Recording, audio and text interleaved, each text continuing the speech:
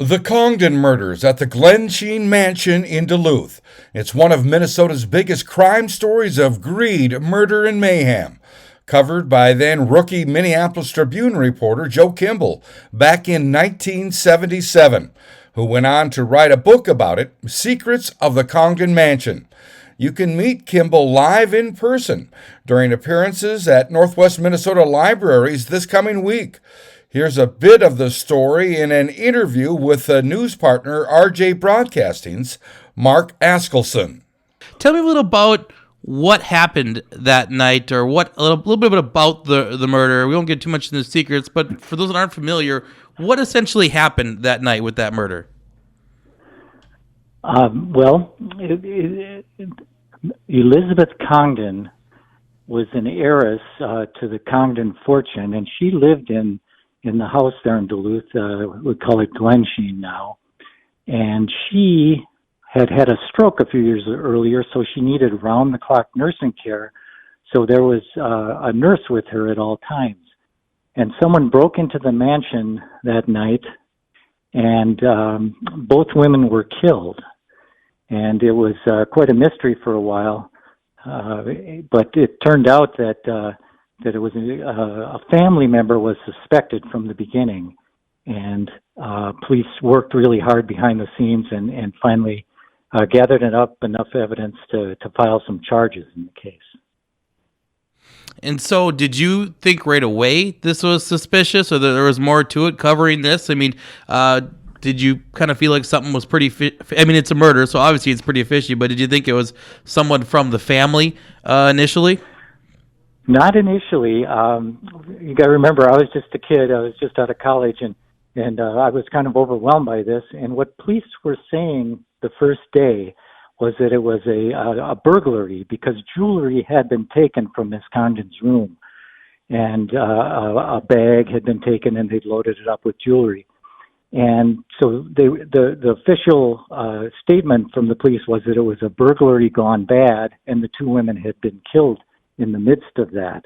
And it stayed that way. The official line was like that for more than a week, while police were working behind the scenes, because family members had alerted them to some possibilities with one of the Miss Congdon's daughters. But it took, I think it was 10 days later before I kind of stumbled on. I overheard some of the officers talking about the case and how it was related to Denver, Colorado. And so we did some digging and realized that this daughter actually was living there in Denver. And so it was quite a while before we really got the whole story. So what was it like covering, that story, especially as a young kid or a rookie reporter? What was it like covering, something like a murder, kind of getting your feet wet and something like that? Well, it was really exciting, but it was also a little overwhelming, because I'd never done anything like this before. And, so there were things I had to do, people I had to talk to, and I knew what I had to do. But then each day I wondered, what am I going to do next? I mean, where do you go from here? And the paper, they realized I was young and inexperienced, so they had a couple other reporters also kind of keeping track of things, but from down in the cities in Minneapolis. I was the only one who was actually up there, so I was kind of the boots on the ground, and I got good direction in most cases of what to do, but a lot of it was just kind of stumbling along, and frankly, I got lucky quite a few times with just happening to hit the right person to talk to kind of illuminate things a little bit for our readers. And that's something that, I think makes a good journalist, right? A lot of times you get lucky and you happen to talk to the right people, but that's part of your job, right? To talk to the people and learn some of those things that maybe you don't hear about in the police report, to find out those different things that can kind of help bring the story to life a little more. Yes, that is the trick to it. Just keep knocking on doors and asking questions, and hopefully you're in the right place at the right time. And in this case, I was quite often. I mean, I didn't get every scoop, but I got more than my share. And so, are there things about the murder that we don't hear about? Obviously, the Glen Sheen Mansion is a famous tourist attraction now in the Duluth area that very commonly visited, and you can kind of learn more about that. But is there more about the murders that people don't hear about? Well, the reason I wrote the book in the first place was back in the 80s when it opened as a tour. There was no mention at all of the murders when you go around to look at the rooms in the house.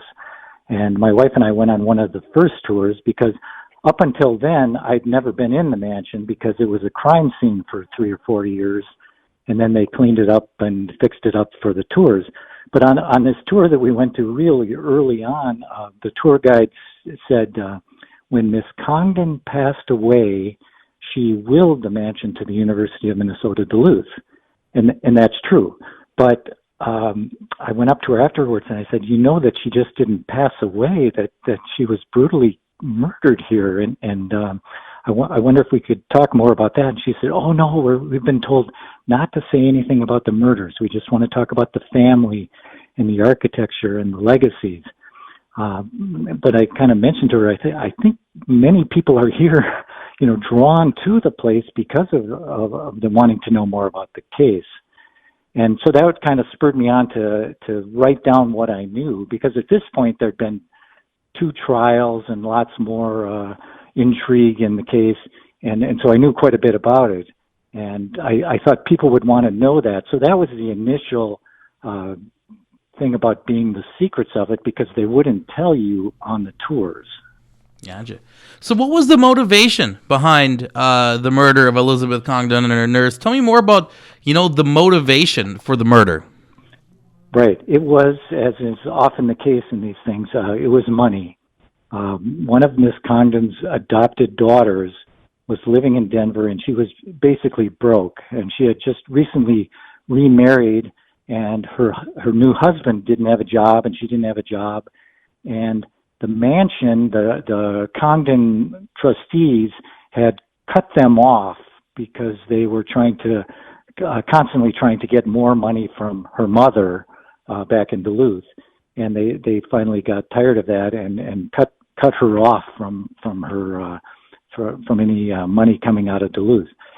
So the speculation initially and what was shown at trial was that Marjorie, who's the daughter, got her new husband, whose name was Roger Caldwell, to come to Duluth to kill Miss Congdon so that would speed up their inheritance, which was about $8 million, we figured at the time, that would have gone to Marjorie when Miss Congdon died.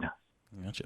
So what can people expect with your appearance here at some of our area libraries here at the Lake Agassiz Regional Library System? You'll be making visits here to Rossay, Moorhead, Fossen, Barnesville, Fertile, McIntosh, Ada, Crookston, Breckenridge, DL, and Hawley. So you're making the tour here, Joe. So what can people expect from coming to see you during your trips here to the Lake Agassiz Regional Library System? Well, I have a good knowledge of the case, and I'm able to kind of show people what happened, how it happened, through my eyes as a rookie reporter at the time. I kind of go through what I went through and what I saw and some of the things that happened, and then even beyond the murder case, this daughter that we mentioned, Marjorie, then continued on with several crimes and was in prison twice. There was arson and bigamy and several other deaths that she was involved with. So we talk a lot about that to kind of fill out this picture of just a dysfunctional family, and this daughter who went to such great lengths to speed up her inheritance and killed her mother.